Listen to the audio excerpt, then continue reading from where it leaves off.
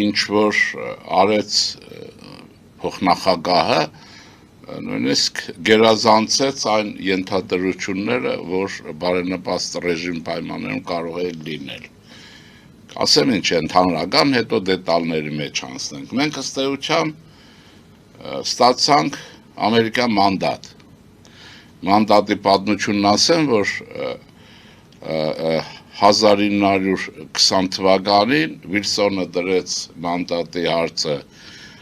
ամերիկյան կոնգրես եւ տապալվեց, հիշում եք, կիմանաք։ Եվ տապալվեց, չվերցրեցին, հումանիտար օգնությունը շարունակեցին միշտ։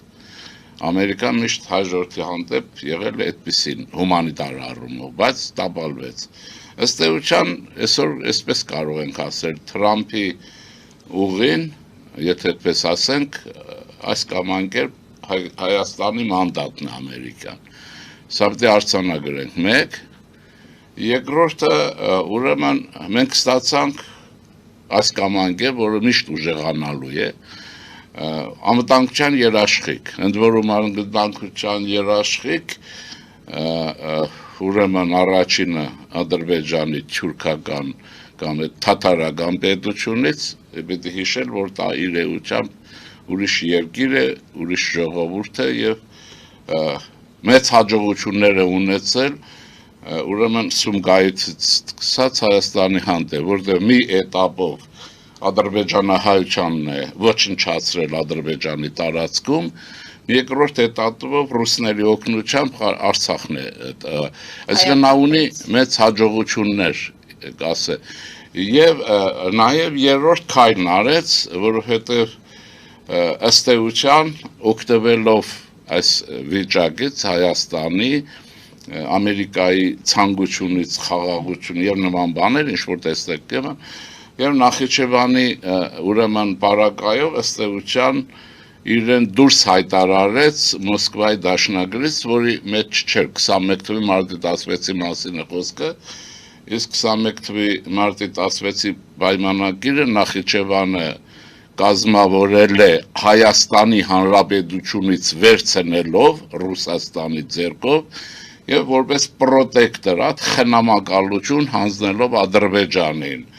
Եվ ահա նա այս միջազգային օրենքի այս տարնել է դուրս մղում, ես կարծում եմ, որ ժամանակին ռուսները եթե ուժեղանան, քթներից են բերելու պրոտեկտորատի հոդվածի այդպիսի ուրեմն աղճատումը, բայց իրենք ինչ են անում, իրենք լեգիտիմացնում են տարածքային այն նվաճումները, որ ունեցան այս տարիներին, որովհետև այդ տարածքային նվաճումները անբնական են իրավունքի իմաստով, ժողովուրդների ինքնորոշման իրավունքի ոտնահարման ճանապարհով են, ինչ որ Արցախահայությունն էր, ինչ որ Նախիջևանի հայությունն էր։ Ուրեմն իրենք սա լուծեցին, իսկ մենք պիտի հիշենք, որ մի ժողովուրդ ենք, որ ազգային ծրագիր չունի։ Յա բախտի ապրել է ռուսին հենվելով, մեկ հետ դժգոհելով, բայց առաջի հանրապետության դասերը չսովորելով, իսկ մեր կենսագործնեության եւ կոորդինատները եւ կյանք առաջի հանրապետության մեջ է, մինչեւ հիմա բոլշևիկյան կոնցեպցիայով հայոյում են այդ հանրապետությանը եւ գործիչներին, եթե բոլշևիկներ գիտակցաբար էին, անում հայեր այսօրվա մարդիկ տգիտորեր են անում, չիմանալով այդ հայ պատմական կոչվածների գրքերը կարդալով, էլ հիմա ինչ եմ ուզում ասել, երկու մաս, բայց մենք ինչ ստացանք, հիմա ստանալու մասին է, ես չեմ ուզում, որ մեր գիտակցության մեջ հավերժ պարզվածի այդ խարանը մնա, բայց մենք լավ ջախջախվել ենք եւ այդ ջախջախվելը կազմակերպել է Ռուսաստանը, որը վերջնականորեն չկարողացավ դա անել Ադրբեջանի ձեռքով ավանդականորեն եւ Հայաստանի հաջորդի, այսպես ասեմ, կենսատու ուժերը, ժողովուրդ, կառավարություն, բանակ, անվտանգության ուժեր, այսինքն նրանք, ովքեր շնչում էին Արտաշիսյան Հայաստանի շնչով, կուզեք Տիգրան Մեծի, Գրիգոր Լուսավորիչի Հայաստանի Հանրապետությունը փրկեցին կործանումից ռուսական, նպատակը դա էր, Ադրբեջանի ձեռքով առաջի դերակատար այստեղ Ռուսաստանն է եւ ռուսկի միրի հաղթանակն ապավերով չստացվեց։ Հիմա Եվ ահա ժամանակ է, որ մենք դա պարադոքսալ է թվում, բայց դա գերմանական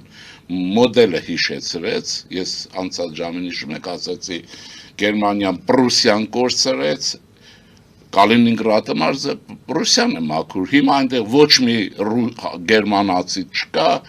նույնիսկ շենքերն են քանդել եւ ռուսական ձևով են ապրում, էլ գերմանական շունչ չկա,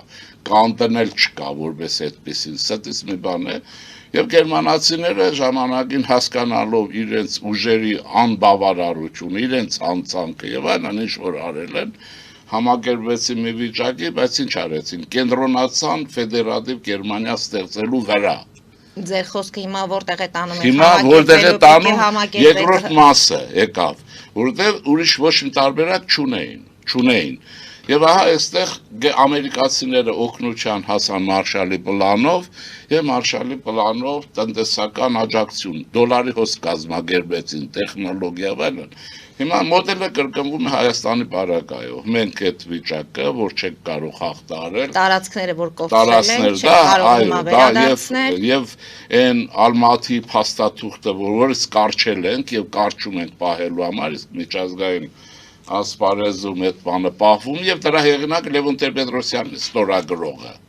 Այսինքն այդ բելեֆներով զբաղվել պետք չի։ Երկիրը թուլացնող Քոչարյան Ռոբերտն է եւ ուրեմն Սերժ Սարգսյանը։ Այս երկուսը պետք է ընդունել անցնել առաջ։ Ոնց որ հիմա գերմանացի կոչեն վիճում, Հիտլերը ինչ պատմական դեր է խաղացել է Գերմանիայի ոչնչացման պատմական դեր, ուրիշ ոչինչ։ Այստեղ են վիճում, այնտեղ միտինգ չեն անում։ Հիմա ինչ եմ ուզում ասել։ Դա եթե կանցնի միջալոց, ահա ամերիկացիները ինչով հասան, դե չասեմ 8 եւ այն շատ են խոսել Թրամփի ուրեմն տնտեսական, որի տակ ինչ ուզում եք ասեք, մի ասեք աշխարհաքաղաքական կամ երկրաքաղաքական գեոստրատեգիական հաշվարկը եւ հասավ Մարշալի պլան, որի թվերը արդեն աննախադեպ էին, մեր պարագայի մասին է խոսքը, 4 միլիոն, 9 միլիոն, սրանք թվերն են, թվերի տակը նայում ենք ինչ կա, տեխնոլոգիաներ, ճիշտ է, զենք, եւ այսպես շարունակաբար էլ ինչ որ ասել, դե շատ է ասվել, հիմա դրանք ինչ կրկնեմ։ Ահա Մարշալի երկրորդ պլանով ամերիկացիները հասան օգնության եւ մանդատով, եթե Վիլսոնին չհաջողվեց, այնտեղ Facebook-ում մի հումորային բան էր հրապարակված, չգիտեմ ճիշտն ու սխալը, բայց ասեմ, Դիվենսը կարդացել է իրեն ուղված նամակների քանակը, նայել է, ասել է հայերը հիմա այնքան նամակ եք գրել ինձ բողոք, որ Ամերիկայից ես այսքան նամակ չեմ ստացել։ Ու ասել է այստեղ, ասել է երևի դրա համար էլ Վիլսոնն էլ է ժամանակ այսպես արել, մանդատից հրաժարվեց, չարեց։ Այսինքն բեռ ուզում եք ուրիշ վրա գցեք, էլ իսկ այստեղ ուղղորդվել է նայ։ Եվ կոնկրետ երևի ասում եք, թե այդ նամակներում պետք է ուղղվեին, այո։ Հա? Նամակներում պետք է ուղղվեին իրականում։ Չէ, հանք ուրեմն բանի Մոսկվայի ենթակայության եկեղեցու ուզուրպատորը բողոքում են ամերիկացուն։ Աբսուրդ է։ Բանը ուրեմն 8 հոգուն Պուտինը հանձնեց, իրենք հանձնեցին Բաքվին, ասում են ամերիկացուց ուզում են փրկություն։ Հասկանում եք, նրանք ովքեր որ եղել են 8-ի հետ, իրենք հանձնել են երկիրը, իրենց ընկերներին։ Ռուսներն են տվել, չէ, գիտենք ինչ պայմաններում Բաքու, 8-ի մասին է։ Եկել են բանի դեմ բողոք են անում, ասում են, եթե չազատես։ Այսինքն աբսուրդի բան է այդ մասով, բեմականացում ինչ որ է։ Հիմա մենք Ամերիկայի, ահա այն ինչ որ դետալները հիմա ինչ է։ Ուրեմն ռեժիմը կա, տոկոսները կա, տոկոսների աճի պայմանավորվածությունները կա, Հայաստանն ստանում է անվտանգության երաշխիք եւ ռեսուրս ում կողմից աշխարհի հզորագույն պետության եւ ես համաձայն չեմ ռուսական այն տեսակետի հետ որ աշխարհը բազմաբևեռ է աշխարհը բազմաբևեռ չէ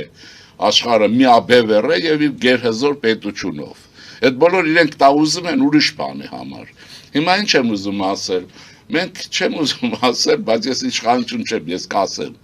մենք ըստ էության ամերիկյան ազդեցության մի ոլորտ ենք մտնում, տեխնոլոգիաներ, գիտություն, օրենք, ահա նամակ գրողների փորի ցավը ամերիկացին այստեղ ուժեղացավ իր ազդեցությամբ, իր տնտեսությամբ, հաստատ Ղարաբաղյան կլանը գնալու է բանտեր, բարձ է իր փրկությունը որտեղ եւ շատերը։ Հիմա ինչ եմ ուզում ասել, հա, այսպես խառնակման, բայց ըստեյության մենք դառնում ենք Միացյալ Նահանգների, ես մի ենթադրություն էի արել տարիներ առաջ, որ Իսրայելի Միացյալ Նահանգների այդ դաշինքի բարեկամության, այսպես ասենք, նիշը չենք կարող լրացնենք, գիտեք ինչու, որովհետև ուզել են, բայց որովհետև հայկական լոբիզմը կեսով չափ ծառայում է ռուսներին, ամերիկյան լոբիզմը, ոչ թե Հայաստանին, Հայաստանի դեմ են կռվում Փարիզում, բարձ է, չէ ում նկա, եւ Վաշինգտոնում, խոսքը լոբիստների մասին է, բայց հրեական լոբի չկա, որը պայքարում է Ռուսաստանի շահերի համար ընդդեմ Իսրայելի կամ չգիտեմ ինչ,